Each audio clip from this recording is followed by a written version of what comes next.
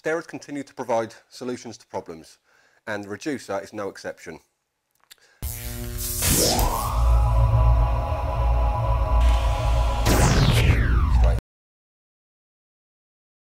As part of the Nuali range, this reducer is available in your silver, your antique, your brass and your black, and it will do different heights from 2mm up to 9mm.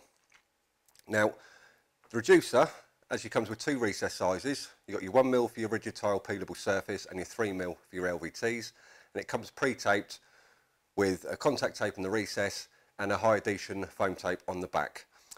The foam tape on the back is actually made for non-porous surfaces, but on sites you do get obviously porous surfaces. So what I'm going to do is I'm going to actually use these tiles and I'm going to prime them up first. On this installation I've got a 5.5mm fluorine grade plywood down, and I'm going to be installing a 2.5mm LVT.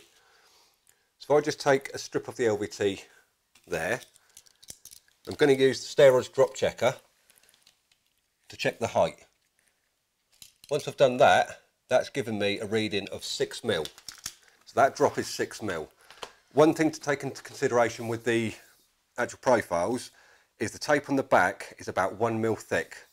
So if I went with a 6mm drop through there, it's actually raised slightly. So what I'll do is I'll spin it, and that'll give me a 7mm drop. So before I actually get anything installed, I'm just going to place the bar into position, just roughly. I'm going to take some masking tape, run it down the edge of the bar. I actually want to overlap slightly, because when I come to prime the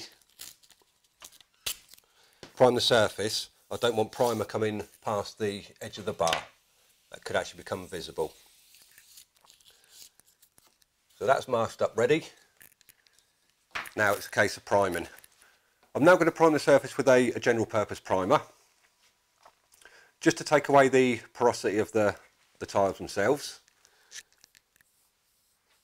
Just brushing it on. I'm only going to prime the surface I'm sticking to. If I actually prime on the grout line, that primer's got a tendency to leak underneath, and as you can see it's a nice green colour. 10 guesses to guess whose it is. Now we need to let that dry. While that's drying, I can actually get the floor installed.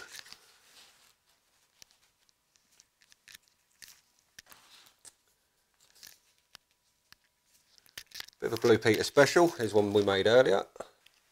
Okay, once we've got the surface primed and the floor installed, so all we need to do now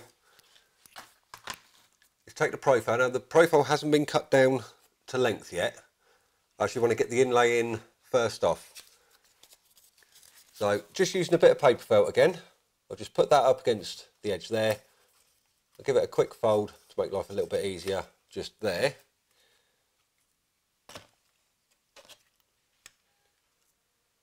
And then I can just cut that down. The reason I use paper felt is it actually follows the angle of the curve. Once I've got that, I can now transfer that mark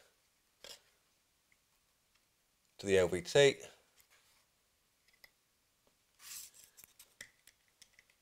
You want this cut to be as accurate as possible.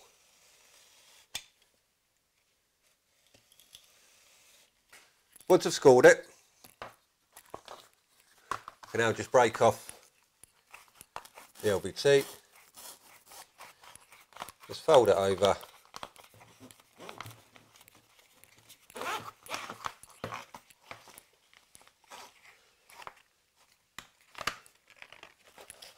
and peel that off. One thing to consider when doing this is you do get a burring on the edge. That burring is going to affect the fit of the LVT if it's tight enough. So I just want to take that off, just rake it back slightly. As it's a beveled product down one edge, I just want to create another bevel on the edge of cut. You can either use a beveling tool for this, or just the back of the knife to push the wear layer back down. Now I'm just going to place it into the recess. And I'm going to mark where that starts to turn. And the same on the other side. Transfer those lines to the back.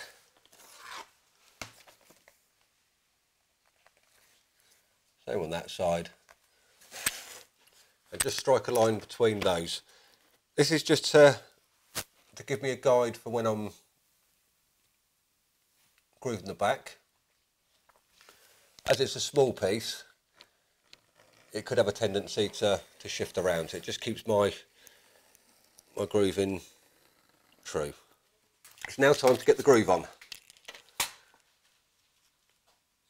Just taking a P groover, I want to groove out roughly 2/3 the thickness of the product. This groove is going to help it bend around the angle. Some products you may want to apply a little bit of heat to.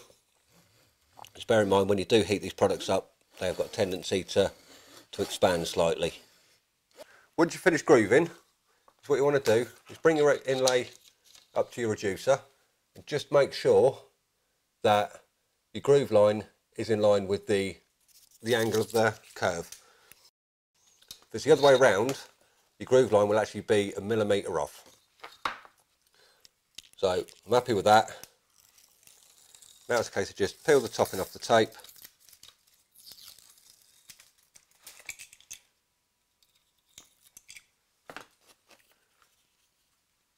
And make sure it's nice and tight up against the edge.